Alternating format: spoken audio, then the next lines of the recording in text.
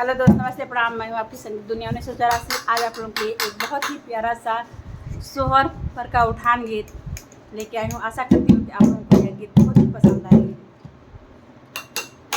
जब से बाहुरिया के भैला नंदलाल हो पलंगिए पर पानी मांगे, बहुअर हमार हो पलंगिए पर पानी मांगे, बहुअर हमार हो पलंगिए पर पानी मांगे।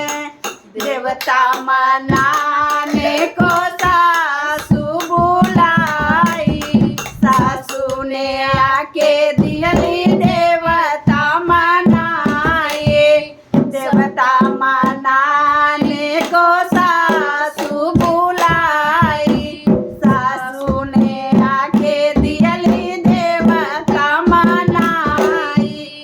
सासू हमार के हो, सासू हमार के हो, बहुत अरमान हो पलंगिए पर पानी मांगे, बहुअर हमार हो पलंगिए पर पानी मांगे, बहुअर हमार हो पलंगिए पर पानी मांगे।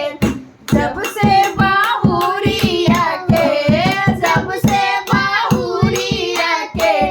भैला नंदलाल हो पलंगिए पर पानी मांगे, बहुअर हमार हो पलंगिए पर पानी मांगे।